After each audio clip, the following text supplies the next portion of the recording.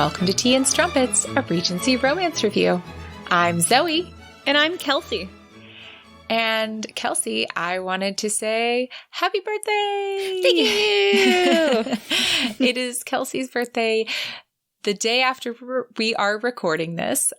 So it'll be the day before this episode airs. Yeah, I'm 30 years old now. Woohoo! Ooh, it's a big one. Welcome to the 30-year-old club. Yeah. It's a great decade. I'm ready for it. I'm not one of those people that's dreading it. I'm ready it. I'm facing it head on.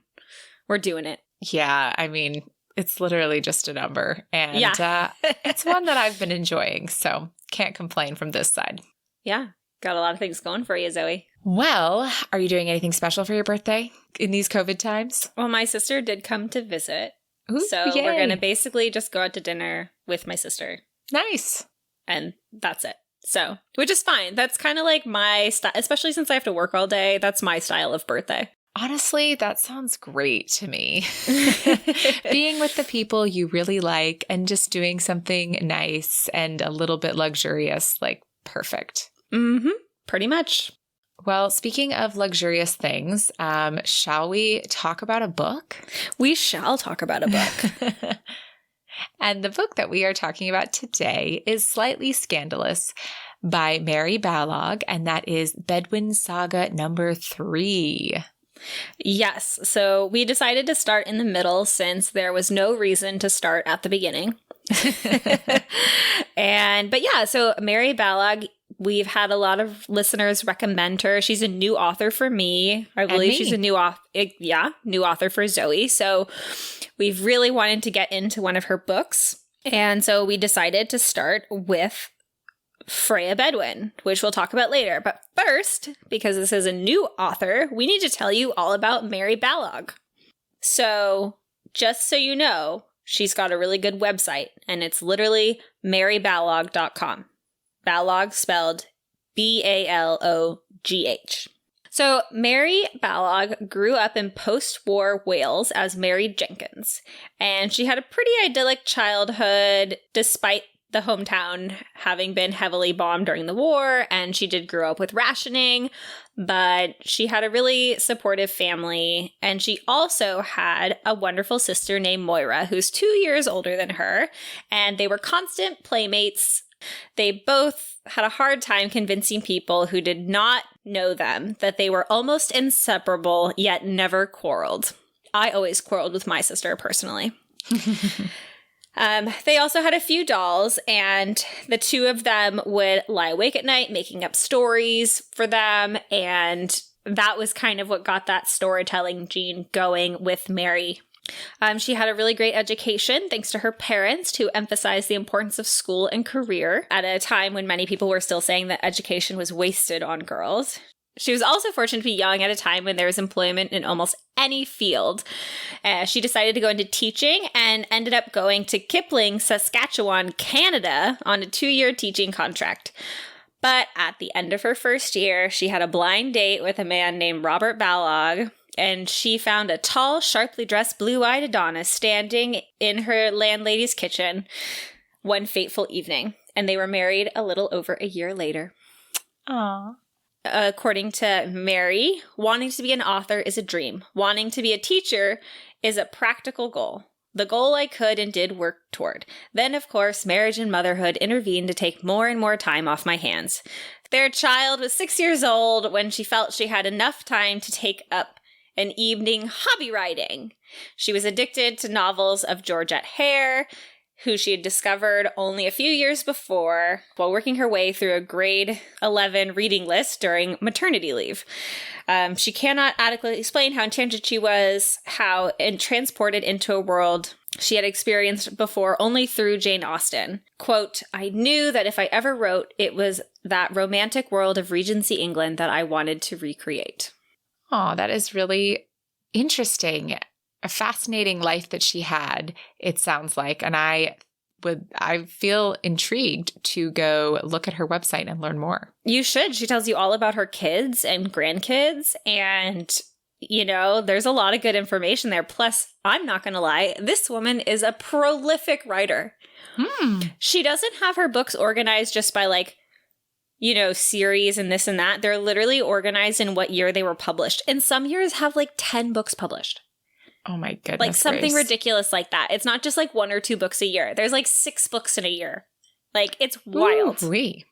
She's a prolific writer. So if this Mary, book's not your cup of tea, she's got lots of other ones. Yes, but today's book has a couple of main tropes, and those are enemies to lovers and a fake betrothal. Yes. Enemies to lovers is a bit light. It's mainly about the fake betrothal, but there's a very strong dislike at the beginning. Very strong. It's totally enemies to lovers when you start, like literally from the first scene. Our main characters today are Lady Freyja Bedwyn and Joshua Moore, Marquess of Hallmere. And we do have a trigger warning in this book. Some sexual assault is discussed. It's not discussed in detail, and it's not in our synopsis. But if you do read this book, there is sexual assault of a minor. So, shall we get into our synopsis? We shall. Lady Freyja Bedwyn and Joshua Moore, Marquess of Hallmere, meet in the conventional manner of romance novels. He busts into her room at an inn in the middle of the night and hides in her wardrobe from an angry father. They part. After he kisses her, she punches him in his face, and he is forced out the window when she screams, as she warned him she would. While this was rather an energetic beginning, don't worry, friends, they shall meet again shortly. Both Freyja and Josh are on their way to Bath. Freyja is there to stay with a friend so she can avoid the birth of her neighbor's first child. She and he had been in love, but she rejected his suit to do the proper thing and marry his elder brother. Once the brother died, it was assumed he would honor the marriage between the families, but instead came home betrothed and quickly married. Thus, Freyja is running from the happiness that she feels should have been hers. Josh, on the other hand, is in Bath to see his grandmother. He has been on the continent for 5 years, and now that the wars are over, he has returned to England as the Marquess of Hallmere after the death of his uncle. He was not supposed to have inherited, but became the heir 5 years earlier after his cousin drowned one night. He did not have a good relationship with his uncle's family, having moved to the local village years before his cousin's death. Now he is living the life of a wanderer, avoiding his seat at Penhallow in Cornwall as best he can. Now that we have established the backstory, we get into our romance. Josh and Freyja meet again at a park in Bath. Freyja finds Josh about to kiss a serving girl and immediately intervenes, recognizing the same man who stole a kiss from her at the end. She punches him in the nose again and vows to ruin him if she sees him again.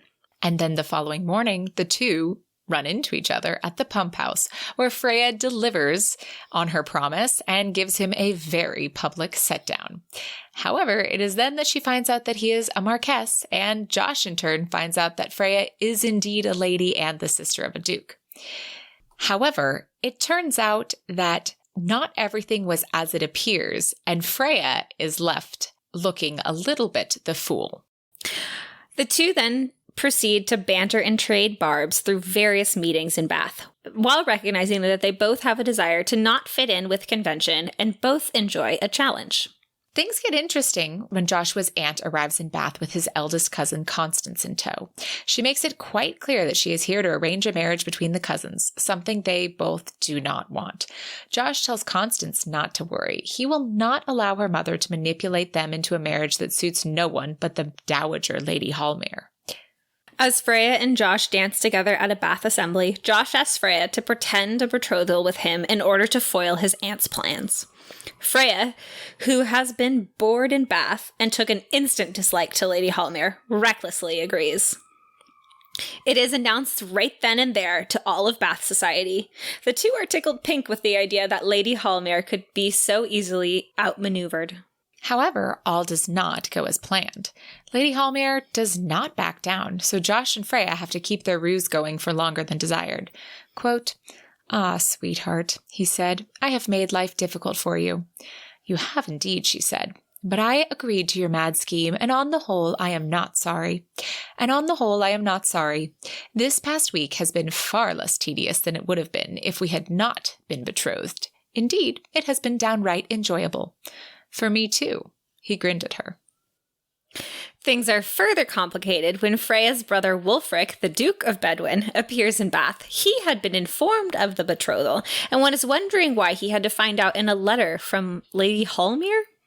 Freyja and Josh are then swept up in the events their betrothal created and eventually find themselves at Lindsey Hall, the seat of the Duke of Bedwyn, and where currently all the Bedwyn siblings are in residence. Wulfric, who has been informed of the fake betrothal, tells Freyja to not say anything to her siblings, so Josh gets to see the Bedwyns in their natural environment. He thoroughly enjoys his time at Lindsey Hall. The siblings are all avid outdoors people. He and Freyja find themselves in numerous challenges, all while getting to know each other better. The downside of going to Lindsey Hall is that Freyja is forced to attend the christening of her former love's new son. This event is hard for her, and Josh notices this pretty quickly. While he just assumed it was because she felt she was missing out due to the death of the eldest brother, she confides that she had held a tundra for the brother. All these confessions take place in an old gamekeeper's cottage where, of course, clothes soon fly. Freyja and Josh have been flirting and getting to know each other, and finally, the sexual tension just boils over. We have our first encounter, which is explosive, but sadly, all too brief. Quote, "What followed was more like a wrestling match than lovemaking. He had no idea how long it lasted. He only knew that somehow he held on to some measure of control until she cried out and shuddered into a powerful release." After this encounter, things start to get a bit more interesting. Joshua receives a letter from his steward at Penhallow informing him that his aunt has found a witness to say that Josh killed his cousin 5 years ago in order to gain the title. While Josh plans to go deal with this issue by himself, Freyja is outraged, insists on accompanying him, thus extending their betrothal even more. Quote, "She had made the impulsive, mad decision to accompany him here, and now she had been drawn inextricably into his life." They are also accompanied by a few siblings, and Josh is a bit moved to have such an exalted family in his corner. After all, no one can deliver a set-down with a smile like a Bedwyn. Their arrival at Penhallow is a surprise to Josh's aunt, but she's not finished with her schemes. It takes a little time for Josh to tell his aunt that he is aware of the allegations against him, but he also informs her that he has decided to plan a ball for everyone in the area. And by everyone, he means everyone. And Freyja spends her time at Penhallow getting to know this new Josh. From the moment she met him, she figured he was a careless rogue. Now he's proving not only to be a thoughtful but responsible man, who is liked by all. While they are still planning to end their betrothal as soon as the charges of murder can be dealt with, Freyja and Josh do take some time to have a couple encounters. Quote, "It was the moment at which Freyja realized fully what grave peril she was in. Every minute was revealing more and more of his humanity to her. This morning at breakfast he had been bold and forthright, a hint of ruthlessness behind his courtesy and his smile. She might have been able to resist that man. Now he was full of warmth and laughter and concern for the friendship of people Freyja did not normally consider worthy of notice. It was a strangely shameful realization. This man was altogether harder to resist. He was so very different from any other man of her class and acquaintance." Josh is also finding Freyja Bedwyn more and more his ideal woman. She is courageous, and even though she comes off as haughty, she is not dismayed by his familiarity with those lower in rank than himself. While he was not ever seriously considering marriage, he is finding it harder and harder to come up with reasons that they should not make this betrothal real. As far as the murder of Josh's cousin Albert, all is revealed at the ball thrown at Penhallow. It turns out that he did in fact drown. Josh and him argued about Albert's rape of one of their governesses who gave birth to a child from the encounter. However, Josh oversaw his cousin get safely to shore that night and then left. Turns out Albert was then confronted by his sister Chastity, who knew all that he had done and told him he better leave and never come back. Albert, who was just getting out of the ocean when he was confronted, turned back around and went back out swimming, and then later drowned. This is all revealed to the magistrate, who says they can put the whole thing behind them. As far as he is concerned, he heard nothing and just had a great night at a ball with his wife. Joshua makes it clear to his aunt that she can remove herself from the property and promises his cousins that he will support them in all their decisions from here on out. Freyja and Josh also finally have their reckoning with confessions of love. They decide to become betrothed for real. Quote, "What poppycock," he said. "Do you not trust me to say the truth to you, Freyja? I say that I love you, that I adore you, that I can imagine no greater happiness than to spend the rest of my life loving you and laughing and quarreling and even fighting with you. I trust you to say what is true to me. You have said that you love me, that of course you love me. Does that include the wish to marry me, to live with me all your life, to have babies with me and fun with me, to share the sorrows of life with me and all its joys?" And after such proclamations, the two were married at Lindsay Hall with all of Freyja's family present, and they lived happily ever after. Well, what a rollicking ride that one was. Yes, it was. So we have lots to talk about, but first, shall we adjourn to the parlor? We shall.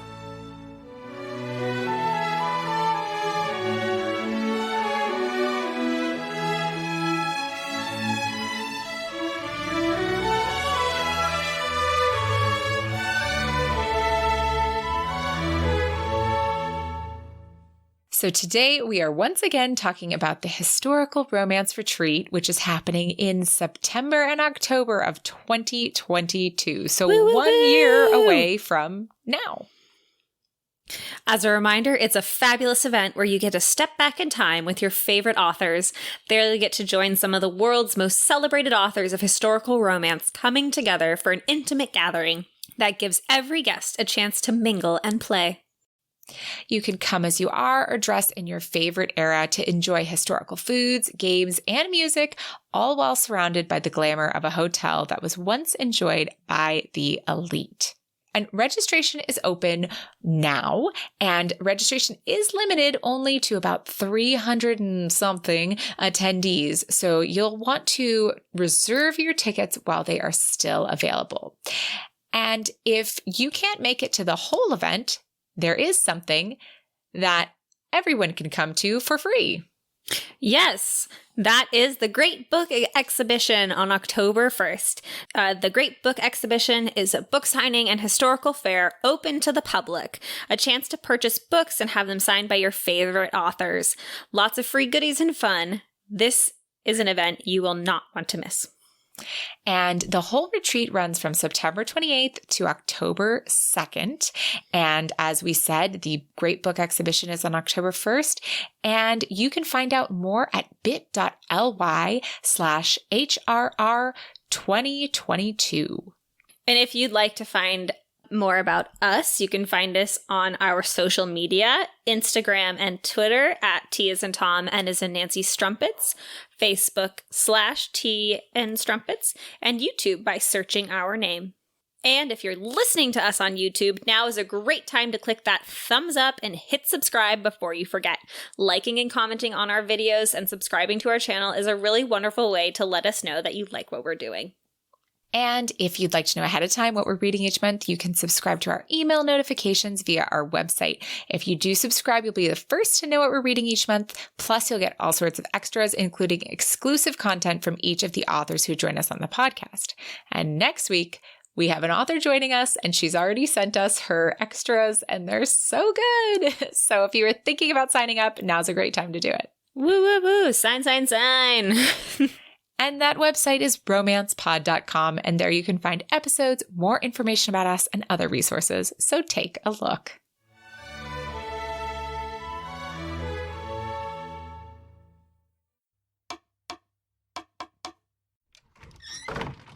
Welcome to Puffcast, your bi-weekly Harry Potter podcast, run by Puffs. I'm Melanie. And I'm Juliana.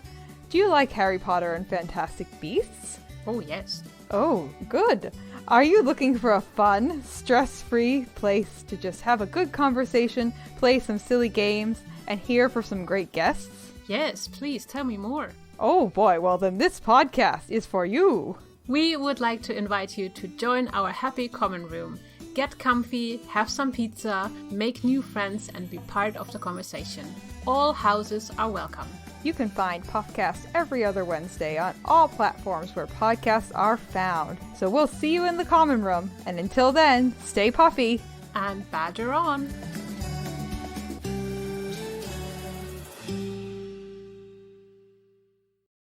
All right, Zoe. So our first Mary Balough. What do we think? general impressions and thoughts. Okay. I really did not like this book. That's okay. And it's interesting now knowing that she really loved Georgette Hare and Jane Austen, and that was like her introduction to this and to the genre, because the writing did felt like a little more old school to me, which was fine. That wasn't the reason that I didn't enjoy a lot of this. But yeah, I actually, to be honest, really thought I wasn't going to finish this book. I really thought this was going to be the first book for the podcast that I was going to come read the synopsis because you were writing it, and I was going to be like, yeah, I didn't finish this one. Oh. Well, I will say about half the book takes place in Bath, and it's very will they, won't they. And it just takes forever. I mean, Zoe's like, oh, we're in Bath, we're doing the thing, I can't be that far. And I'm like, oh, we've got so much more coming. But it's all going to take place in the last third of the book. No, for sure. And I will say, in this case, it was great that I did persevere and keep going, because the last third of the book almost feels like a different book. It does. It just has so much more life to it. The first, part of the book where the characters meet, it's just literally so tedious. And the characters to me feel like caricatures. There is some payoff at the end. And I really literally there's some payoff from both of the characters in the beginning. You know, in the beginning, the first scene, Freyja punches Josh in the face, and she punches him again. And then at the end of the book, she gets to punch the dowager. And she's like, actually, oh, I've been waiting for that. and she would, her line is something to the effect of I was hoping she would give me a reason to do that. Yes. And she had a good reason. It's like the aunt slaps her across the face, and then she throws a right hook, and it's she's like, yes, vindicated. Yeah, she was just waiting, biding her time. So that was a great payoff.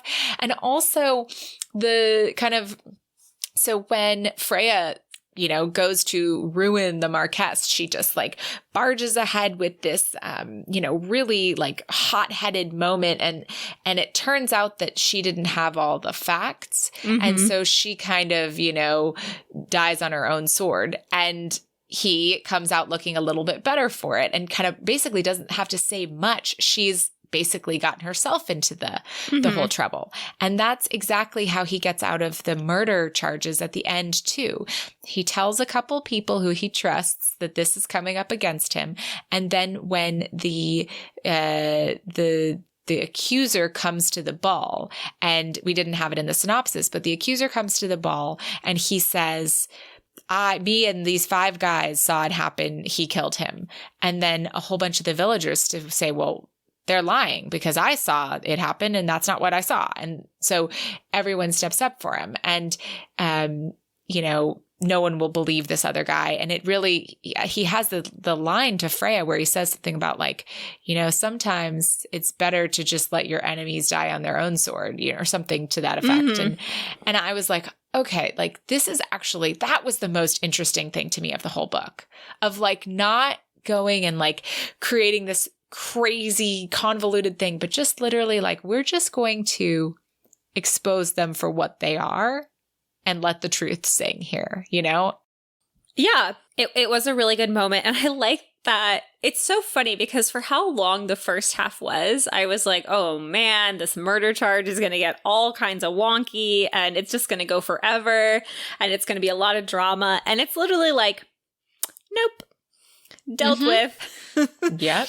But it also inspires a lot of other things, where you do get closure on what exactly happened to Albert, and and it's not what you expect. It's not at all what you expect. And I think that it shows, I'm almost more interested in his cousins, in their lives. For sure.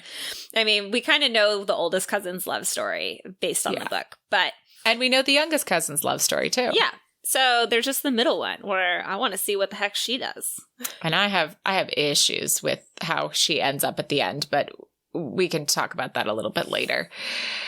So you didn't say what you thought of this book, though. Well, a lot of it was I found the beginning like long to get into. I will say that I really appreciated the author's commitment to the emotional development of the characters without there being like some, lightning bolt moment where they just suddenly change their behavior, It's not like someone had to be on their deathbed for them to realize I need to change my ways. It was done through like they had very honest conversations with each other and they got to know each other and they had feelings for each other. I don't know. Freyja was denying things so much left and right. It made me irritated. She was. And I just even at the end, she was like, we can't marry. And he's like, why not? And she's like, because basically she was afraid of losing the friend. She was afraid of losing love. Like she was afraid of being heartbroken again. And that's why she didn't want to commit to him.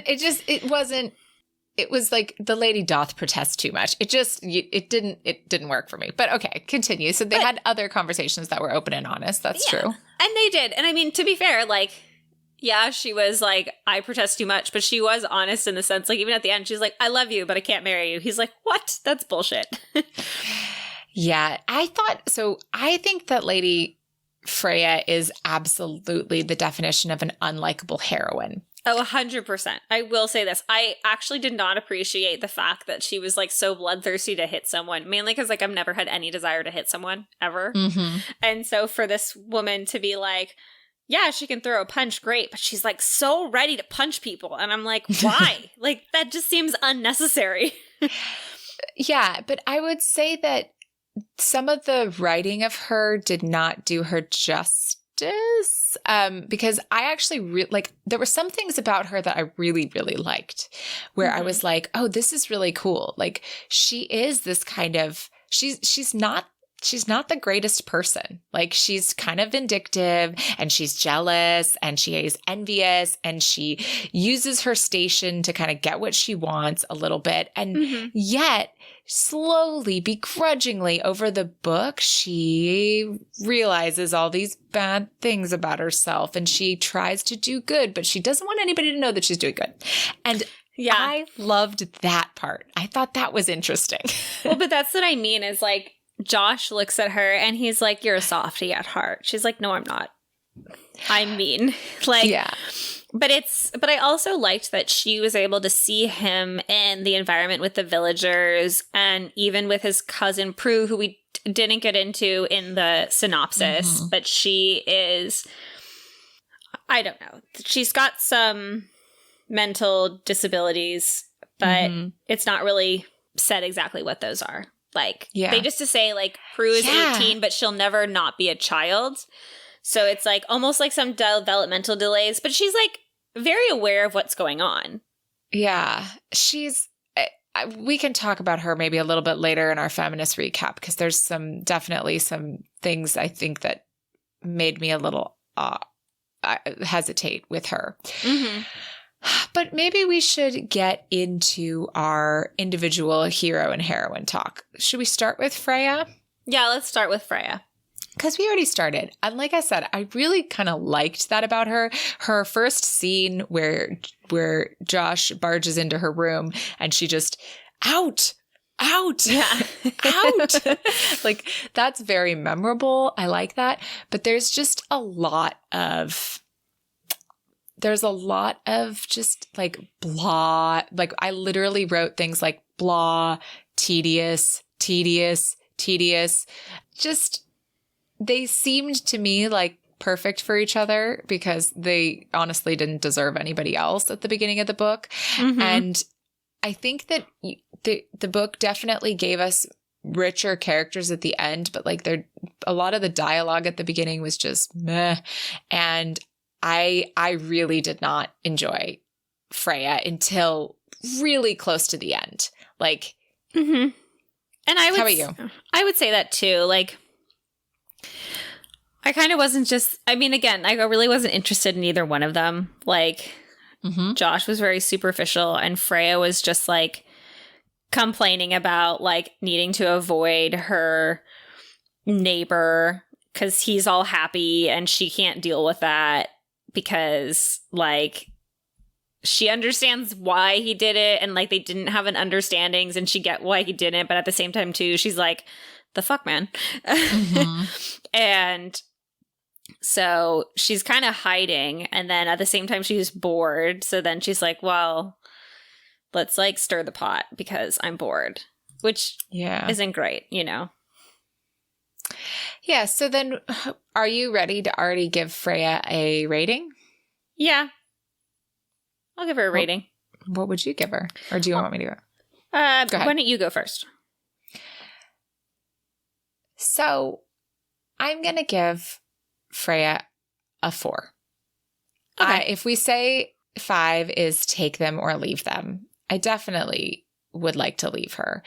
Like I said, there are some interesting things about her character, and I like that she's an unlikable heroine. I like that she is a softie at heart, but kind of just wants to keep up the pretenses. I'm okay with that. And then it's like she wants to keep up the reputation, but actually moving forward, she's not going to be as kind of catty as she's known for. And I'm okay with that. I'm just like, she's just who she is, and she's different. That part I like. But would I wish her upon any of my friends? Absolutely not. Like, I would enjoy sitting around, like, and having tea with this woman. She would be interesting, but I just would not want her to be married to one of my friends. For my friends?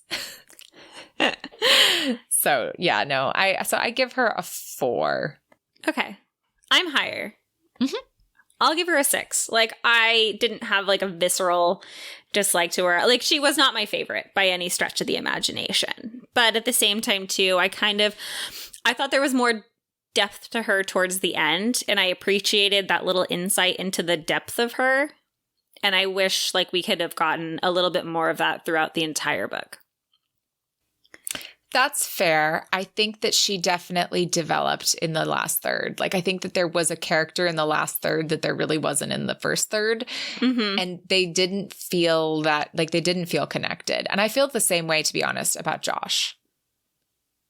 Like, That's fair. I feel like the first Josh you meet and the last Josh you meet, like, are very different. And yet, as a reader of this genre, I knew immediately when he's like, yeah, sweetheart, and blah, blah, blah, you know, whatever he said to her all the time. I was just like, okay, there's a lot more to this guy than just being a rake. We know he's got a soft heart under there. Like, we get it. Yeah. But I just, like, hated all the dialogue for him in the beginning. Ugh. Yeah, I agree. Like, I really, again, like, I think Freyja got more depth at the end, and then Josh really, like, blossomed into the flower that he was. Like, at the beginning, you're like, he just was very superficial and very, like, again, there wasn't a lot of depth, but there was also just this superficial quality to him where even when he was the one speaking, I didn't quite feel like I understood him. Like, versus when Freyja was speaking, I saw her, you know.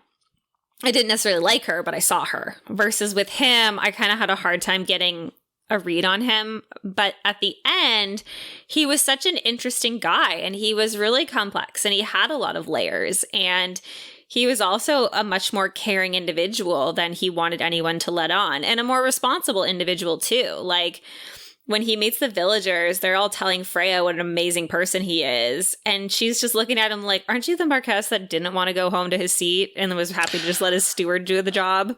But didn't you also feel that, like, that just felt so disconnected? Like, it really did feel like you were reading two different characters rather than someone who's hiding it. Like, I felt like that was kind of a poor a disservice to this character. I think that it was not as nuanced as it should have been in the beginning. Like, it should have been like a little bit toned down, because he just seemed like two different people, and that was too bad, because I liked the person at the end. Yeah, agreed. I think that if there had been moments with, like, the grandma where she was like, oh, don't play that act with me, sir. Like, I know you're over there, like, protect, or like when, like, a dialogue between after Freyja gives him the set down with the serving girl, you know, she could have been like, well, of course you were helping her out. That's just in your nature. You know, if it just been alluded to that was more in his nature than just the rogue who kisses stray women. then you would have had a little bit more understanding of who he was at the end of the book. Yeah. And so, just overall, I felt like he was two characters and not a fully realized creation. Mm-hmm. So, that's a quote from something else. So, I often say a fully realized creation in reference to that. But anyhow, the point is that I am ready to rate Josh. I am as well. You want to go first this time? Yeah, I'm just going to rate him slightly higher than Freyja. I'm going to give him a 7. What?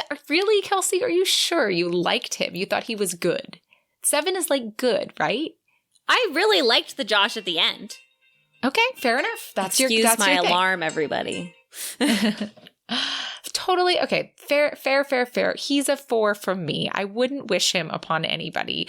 Oh, God, that's probably not true. I wish him at the end upon many people. He's cool and good. But that's what I mean is like you're giving him a 4, but you're like, I liked him at the end, but he's still a 4. I'm like, I'm going to throw out the Josh I didn't like at the beginning and just take the Josh at the end because at the end, that's the person. But at the end, that's the person. That's the growth. That's the arc. We have to take what we get towards the end of the book, not just the beginning.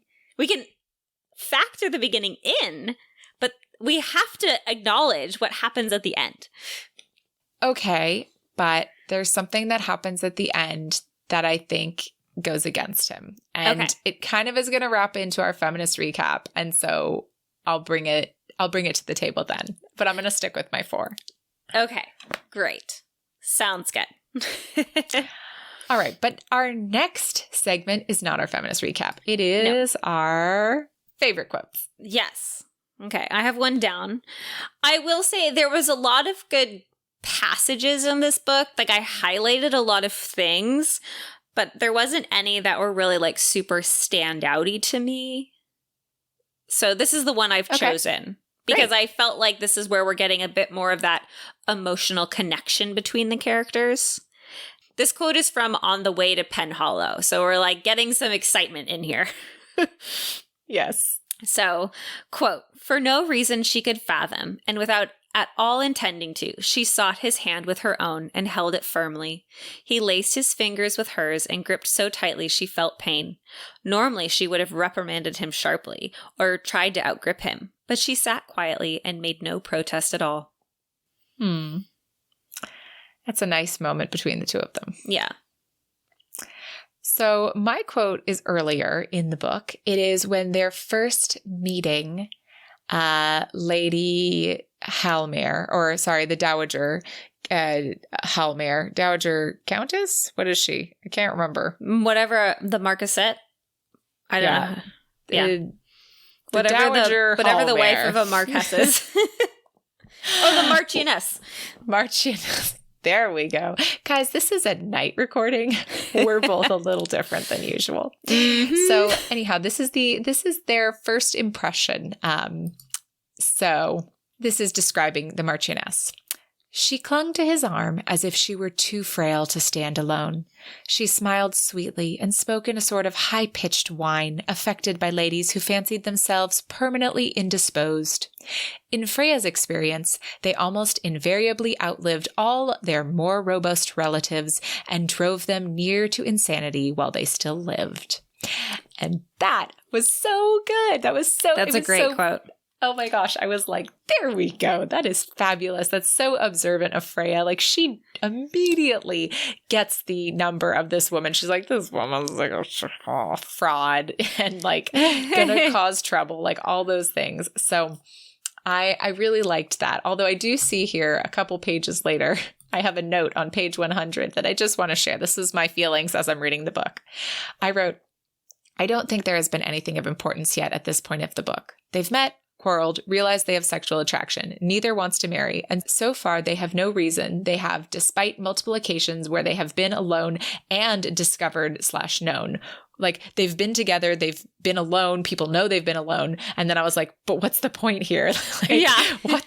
What's going on? The point is, that's how I was feeling 100 pages in. Fair enough. Okay, so our next one is the steaminess rating and our encounter counter. Well, I think we might have different steaminess ratings, but what was our encounter counter? Our encounter counter was 3 solids. Mm-hmm. That sounds right. How was the tea for you? It wasn't great. It was warm, but it wasn't, the flavor was off. Yeah, I think they forgot to serve me mine. I don't know. I mean, actually, I think you're right. I'm kind of being silly. I think that the writing of the encounters, I actually really loved how like rapid the first one was. Like they literally couldn't keep their hands off each other, and then it just like happened, and they both kind of were like, "Whoa!" Yeah, I thought that was an interesting thing. Like that was a point of interest to me, but it just wasn't. Yeah, like honestly, I was like kind of skipping through it because I didn't care about them. See, and sometimes when there's no chemistry for you, like, or you don't love the characters, like it doesn't matter how steamy it is. I don't know. See, for me, it was actually the writing of the scenes.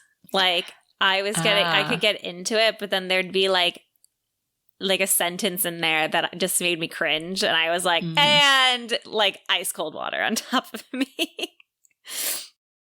Yeah, fair enough. Maybe it was good then I was skimming a little bit.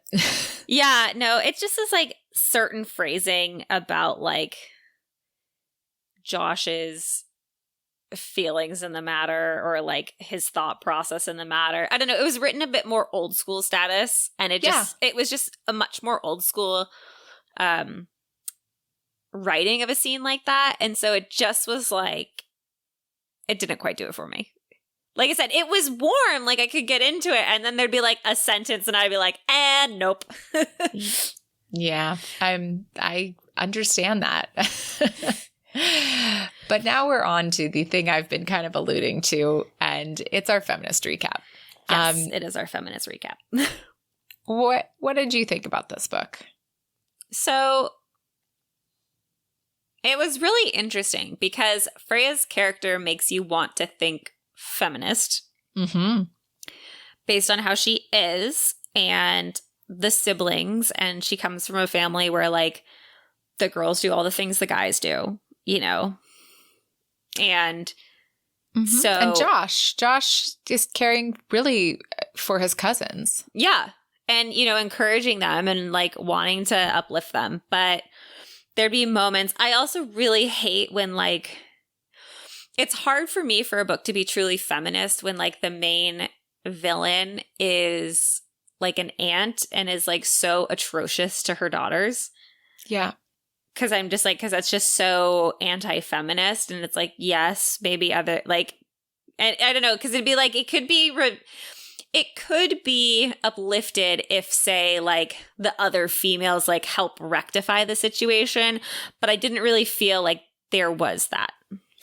Yeah, I think that, so for me, I agree with all those things. I think that like, I don't know, I'm trying to be a better feminist by just like looking at things differently and thinking about intersectional feminism, not just like women helping women, right? Like, like all of the people and just kindness. And sometimes I feel like feminist recap doesn't even quite encapsulate, but I had a couple big issues with this book. I do believe exactly what you said, which is that like Freyja is written to be a feminist character, right? Like she's kind of like going against the grain, standing up for herself. She's a strong, independent woman who doesn't need a man. And she, you know, I think like on the surface, like that's what they were going for. I think the execution failed miserably. Yeah. I have 15 passages that I highlighted in orange to signify that this was talking about how ugly Freyja was.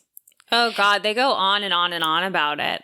It's just like, it's like, okay, we get it. She's got a big nose. Like, and then when he finally decides that he finds her attractive, and like, so one thing is his first impression this morning was that she was ugly. This is literally a sentence in the book. And then we're at the end of the book and he's at page 329, he caught his breath. When had he started to think of her as beautiful? She was not, was she? But to him, she was lovelier than any woman he had ever set eyes upon. I'm like, no, that's not it. Like, that's not it. I'm sorry. Like, nice try, but no. And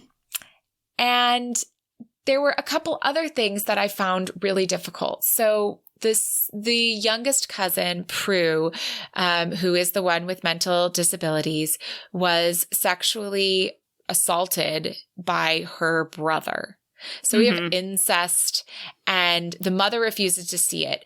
And like, yes, you could say like the mom not defending her daughters is horrible, but I also think like that can be a real thing. And then the daughter emerging from that, the grasp is the feminist moment.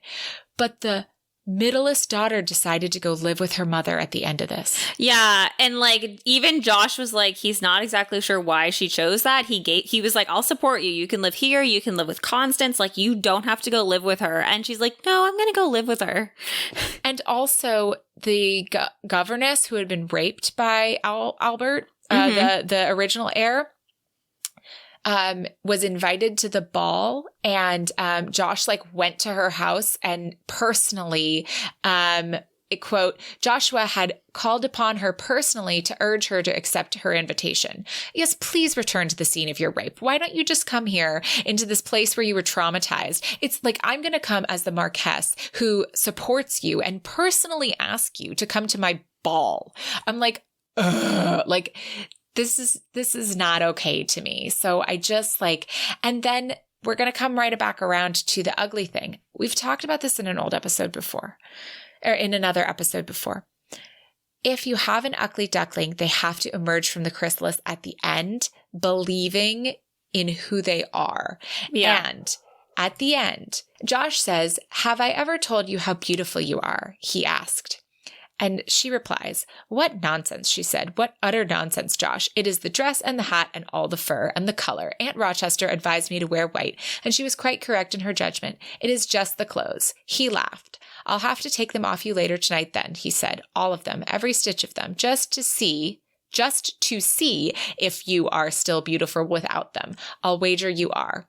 If you ever tell me lies, she said, looking at him severely, I will knock your teeth down your throat, Josh. I swear I will. It's like she doesn't believe it. And his words just fall flat to me because of all of the other things where he's like, she can't be beautiful. Like, I'm just like, ugh. I agree. I think that was overhyped. Like, for me, I just, I skipped over those moments. I didn't, like, they don't have that kind of reaction to me. Mm-hmm. Like, I don't. Which is fine. But I agree with that in the sense, like, it was overdone. It's like, we discussed it. And again, I agree, like, if we're going to keep seeing, like, the ugly chrysalis, like, the ugly duckling needs to become the swan at the end, even if it's just inside. Inside, she feels like a swan. Like, even if she knows, like, and it's interesting because almost at the beginning, like, Freyja has a more accepting attitude. She's like, yeah, I've got the family nose. It sucks. Like, but like, I can't change it. So why let it bother me? You know what I mean? Like, there was that moment at the beginning, but then it's like, it kind of got like thrown away. Yeah. Well, and I want to just mention one thing about Prue, if we're talking about intersectional feminism and we're talking about a person with disabilities, right? And so I think, again, she was written with the intent of, with good intent, because there's a quote here that I'm going to read where it says, poor girl, Freyja said, her mother is not at all fond of her, is she? One need never use the word poor to describe Prue, he said. This is Josh speaking. We tend to view those with physical and mental abilities different from the norm as pitiful creatures with handicaps or disabilities. We talk about cripples and idiots. We view them from our own limited perspective. I once knew a blind person whose sense of wonder at the world put my own limited perceptions to shame. Prue is happy and bubbling over with love, both attributes that many of us allow to lapse with our childhoods. In what sense is she disabled or handicapped or poor? So like there is where I think like the intent and the spirit, but then I also think the ambiguity of her disability and her sexual abuse at the hands of her brother made me really wonder at the decision to let her get married to the fisherman that she felt something for. Yes, I think that was really interesting, especially because it was framed like marriage, and and babies. Yeah. So like that was really interesting.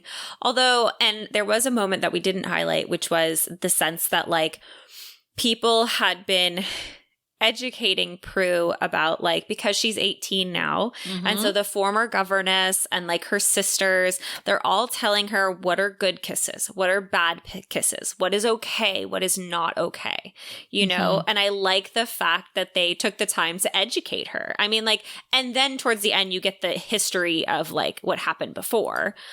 And so, you know, that's kind of, but knowing that is challenging for the future. But at the same time, too, I feel like that, I don't know. It was interesting, too, because at the same time, too, I felt like the guy's mother was there and like really took her into the wing. Like, and I think that Prue would be very happy there. But I guess it's kind of like, what type of marriage are they actually having?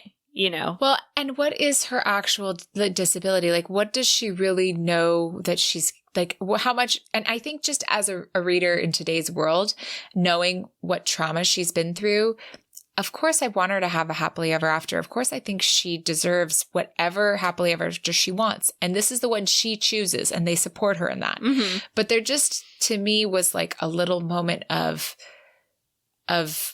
just, I guess, like concern, or I just felt uncomfortable because I wasn't sure if this was the best situation for her. But again, it's the one she chose and they supported her in that. And that's good. I think just we don't have all the facts here, and maybe I just need to be happy for her and not be worried. But it definitely gave me kind of a moment of pause. So I wanted to bring it up. That's fair.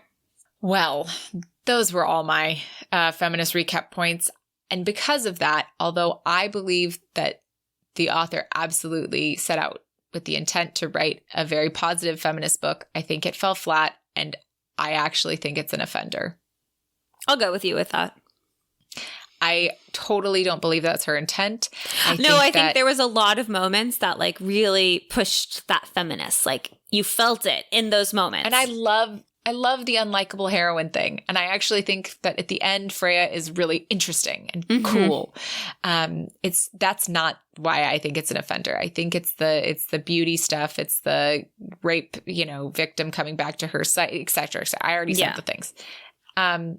So that's just where I fall on that. That's okay. But what do we think about the book as a whole? It is interesting because I thought it was an interesting book to reflect on and to talk about. I agree. I think there was a lot, despite the plot having some slow moments. I think that overall, and this is my impression of it, overall, I want to pick up another one. I agree. I think this probably wasn't the best choice for us as our first one. And I don't want to judge like all of Mary Balough on this book because I had qualms with it. I liked enough of it that I would like to try some more for sure. Yeah. And I also think that as far as a book with siblings in it, like I want to know more about the other siblings. Like we got to meet some and we got to like really get to know them. I want to see what happens with them. Like I want to, for sure. I want to really kind of learn a little bit more. I want to know about the youngest Morgan. I want to learn about the single brother still. I want to see what happens with like Wolf, the like haughty Duke that even the family's like, the Duke. Yeah. So I think for me, though, this book is going to get a low rating because it is not a book I would recommend because I don't think it's feminist and because I really didn't have fun with the first 2/3. I think it makes for interesting conversation. And there's, I think, like some actually like interesting exercises in characterization and bringing things around. Anyhow, I still am going to give this a 4 because if I was going to take it or leave it, I'm going to leave it. And if you read it, if someone I knew read it, I would be like, oh, well, you want to talk about it? But I wouldn't recommend it. That's fair. See, I'm at a 5. Like I can take it or leave it. Like I did get into it. It took a while to get into it. Like it's definitely one that I would need to like set out. Like I wish I'd known I kind of had to like set out for the slog. Yeah. It's one thing when you know it starts slow and it's like, it's okay. It's going to pick up. Like I've been informed. It's going to pick up, But then it's another thing when you just like don't know. You're like, ugh, are we getting like what's happening? Are we undone yet? Is this the interesting part? Like, oh my God, I'm only 20% of the way through. What do you mean? Seriously. But at the same time too, I think I did like the writing. I think that the ending for me really Like, I thought the ending really picked up, and agreed, like, it does feel like a different book. But I think there was just a lot more layers into the back half of the book that I thought worked for me. And I think that at the same time, too, like, this isn't one that I would highly suggest someone read, especially if they are new to romance or like looking for a story to sweep them away. I don't think this would be a recommendation. However, I think that if it's someone who has read a lot of romance and they just like haven't read the Bedwyn series, I can be like, oh, well, I've read a Bedwyn. Like, it wasn't the best thing in the world, but the characters are interesting, you know?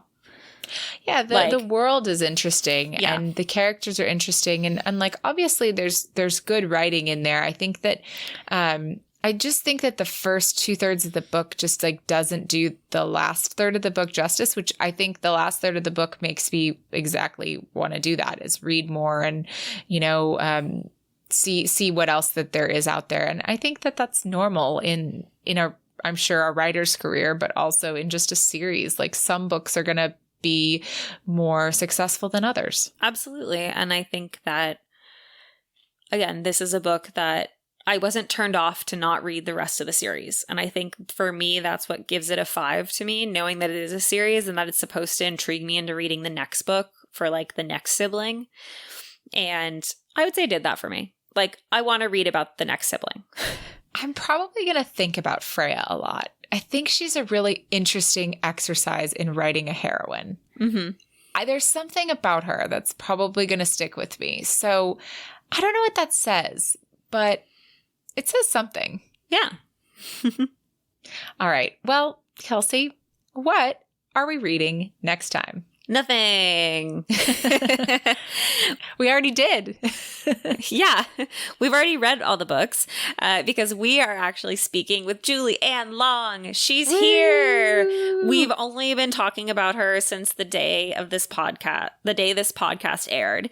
And we finally get to sit down with the author herself and talk all about Pennyroyal, the Palace of Rogues, and her upcoming books, as well as just getting to know her. It was so fun, and I really can't wait to share this awesome conversation with you guys in a couple of weeks. Yes. So thank you all so much for listening. Please rate, review, subscribe, tell a friend. That is how we get found. And join us next time for our interview with Julie Ann Long. And may all your ever afters end happily.